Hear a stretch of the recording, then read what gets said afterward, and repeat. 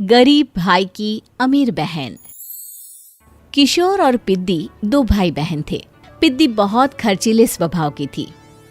वो जितना कमाती अपने ऐशो आराम में पैसे उड़ा दिया करती। लेकिन किशोर समझदार था, घर को साथ लेकर चलना जानता था। अपनी बहन के जितना कमाता तो नहीं था, लेकिन फिर भी वो किसी तरह घर का खर्च चला लेता था। एक दिन पिद्दी किशोर से कहती है, किशोर, तुम थोड़ा ज्यादा क्यों नहीं कमाते?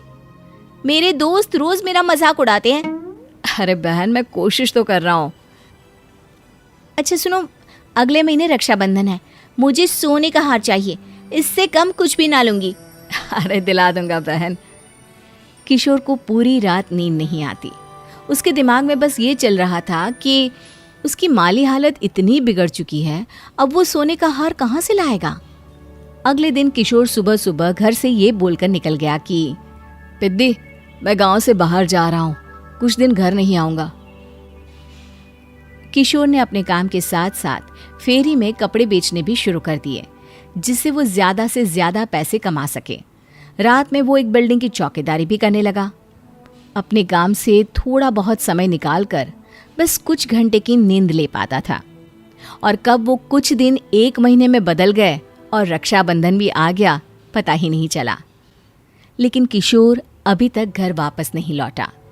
जहां वो काम करता था, पिद्दी के नाम का गुल्लक रखा हुआ था। किशोर ने उस गुल्लक को फोड़ा और सारे पैसे इकट्ठा करके एक सोने का हार खरीद लिया। घर में पिद्दी किशोर का इंतजार कर रही थी। तभी किशोर आता है। कहाँ चले गए थे? 4 दिन का कहा था और 1 महीने से पता नहीं कहाँ गायब हो गए थे। मैंने बस एक हार मांगा था और तुमने तो घर ही छोड़ दिया। अरे मुझे थोड़ा काम मिल गया था। कुछ नहीं, सब समझती हूँ, बहाने थे तुम्हारे। अपनी बहन के लिए इतना भी नहीं कर सकते, कैसे भाई हो? चलो यहाँ बैठो, राखी बांधती हूँ। पिद्दी ने किशोर को राखी बांधी। वैसे ही किशोर ने अपनी बहन के हाथ में सोने का हार रख दिया। उसकी खुशी का कोई ठिकाना नहीं था। वो मिठाई खिलाए बिना ही नेकलेस लेकर चली गई और शीशे के सामने अपने गले में हार रखकर देखने लगी। किशोर ने लड्डू उठाया और खुद ही खा लिया। ऐसे कई साल गुजर गए। एक दिन पिद्दी की नौकरी छूट गई। अब वो पूरी तरह किशोर पर डिपेंड हो गई थी। आए दिन किशोर को अपने महंगे महंगे शौक गिनाकर उससे पैसे मांगा करती थी। किशोर, कुछ पैसे देना, मुझे पार्लर जाना है। किशोर बिना कुछ बोले उसे पैसे दे देता। ये क्या, 500? अरे इतने में तो मुझे पार्लर में एंट्री मिलेगी बस। अच्छा, देता हूँ ना ज्यादा। अरे कैसे भाई हो, अपनी बहन के लिए इतना भी नहीं कर सकते। किशोर ने जेब से 2000 का नोट निकाला और उसे दे दिया। किशोर गरीबी में रह लेता था, लेकिन अपनी बहन को कभी कोई कमी नहीं होने देता था। बेटा, पिद्दी तुम्हारी बहन है, उसे कभी किसी चीज की कमी मत होने देना और उसका ध्यान रखना, क्योंकि भाई का फर्ज होता है अपनी बहन का ध्यान रखना। किशोर ने माँ की कही ये बात हमेशा के लिए याद कर ली थी। शायद माँ की इसी बात की वजह से किशोर पिद्दी की हर जिद पूरी करता चला आ रहा था। किशोर, आज मैं अपने दोस्तों के साथ पार्टी करने जा रही हूँ, मुझे कुछ पैसे दो ना। किशोर पिद्दी को समझाता है, लेकिन पिद्दी नाराज होकर चली गई और अपने कमरे में सुबक सुबक कर रोने लगी। किशोर अपनी जेब से कुछ पैसे निकालता है और पिद्दी को दे देता है।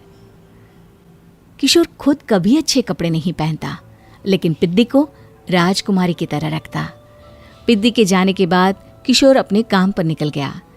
एक तरफ पिद्दी अपने दोस्तों के साथ मस्ती कर रही थी, तो वहीं दूसरी तरफ किशोर पैसे कमाने के लिए कड़ी मेहनत कर रहा था। कुछ और दिन ऐसे ही बीत गए। एक दिन पिद्दी एक लड़के को लेकर घर आई और उसे किशोर से मिलवाया। किशोर, मुझे इस लड़के से शादी करनी है, लेकिन इनके मम्मी पापा बोल रहे हैं कि उनको दहेज में एक कार चाहिए, तभी वो मेरा और पंकज का रिश्ता कबूल करेंगे। लेकिन बहन, कार खरीदना कोई सब्जी खरीदने के बराबर तो नहीं है। अरे कैसे भाई हो तुम, अपनी बहन के लिए इतना नहीं कर सकते? देखो, मैं ज्यादा इंतजार नहीं कर सकती, तुम्हें 1 साल में मेरे लिए कार खरीदनी ही होगी। अच्छा पंकज, एक काम करो, कल तुम अपने माता पिता को घर बुला लो, मैं उनसे तुम्हारे और पिद्दी के रिश्ते की बात कर लेता हूँ। अगले दिन किशोर के छोटे से घर में पंकज और उसके माता पिता आते हैं। बेटा, तुम्हारी बहन ने हमारी शर्त तो बता ही दी होगी। जी। बेटा तुम तो इतने छोटे घर में रहते हो, दहेज कहाँ से लाओगे? मैं अपनी बहन की खुशी के लिए सब कुछ कर सकता हूँ। पंकज और पिद्दी का रिश्ता तय हो जाता है। किशोर अब अपनी क्षमता से 4 गुना ज्यादा काम करने लगता है। सुबह सबके घरों में न्यूज़पेपर फेंकता, दिन में मजदूरी करता और रात में चौकीदारी करता। खूब मेहनत करके किशोर ने अपनी बहन की शादी के लिए पैसे जुटा लिए। उसने अपनी बहन के लिए कार खरीद ली। जब वो पिद्दी के ससुराल वालों से मिलने गया तो उन्होंने किशोर से और पैसों की मांग की। इस बार किशोर हार चुका था। पिद्दी माफ करना, मैं तुम्हारी शादी उस लड़के से नहीं कर सकता। वो लालची लोग हैं, उन्हें सिर्फ पैसों से मतलब है। देखो किशोर, मैं पंकज से ही शादी करूंगी। क्योंकि पिद्दी ने तो किशोर की बात न मानने की जैसे कसम खा रखी थी। किशोर ने पंकज को घर बुलाया। पंकज, तुम अपने माता पिता को समझाते क्यों नहीं हो? भैया, वो हमारी शादी के लिए मान गए, मेरे लिए तो यही बहुत बड़ी बात है। हम एक काम कर सकते हैं, दहेज की रकम में से कुछ पैसे मैं आपको दे देता हूँ। अरे लेकिन समाज वाले क्या कहेंगे? अरे जब दुनिया को पता चलेगा तब ना। अच्छा, कुछ पैसे मैं अपने मालिक से कर्ज में ले लेता हूँ। कुछ पैसे पंकज देता है, कुछ वो कर्जा लेता है और अपनी उम्र भर की कमाई वो अपनी बहन की शादी में लगा देता है। आखिर में पंकज और पिद्दी की शादी हो जाती है। पिद्दी की विदाई के बाद किशोर बिल्कुल अकेला पड़ जाता है। अब उसका कमाने में भी मन नहीं लगता। उधारी वाले रोज घर में आकर बैठ जाते हैं। अरे किशोर, अब तो पिद्दी की शादी को 5 साल हो गए, अब तो हमारा पैसा लौटा दो। चाचा, पिद्दी के जाने के बाद किसी भी काम में मन नहीं लगता। अरे तो हमारा पैसा कैसे वापस मिलेगा? जी, कुछ करता हूँ मैं। किशोर के ऊपर बहुत सा कर्जा चढ़ गया था, इसलिए उसने तय किया कि वो ये घर बेचकर सबके पैसे लौटा देगा। अगली सुबह शहर के किसी साहूकार को उसने अपना घर बेच दिया और सबके पैसे लौटा के वो गांव छोड़कर चला गया। पिद्दी ने शादी के बाद कभी अपने भाई का हाल तक नहीं पूछा।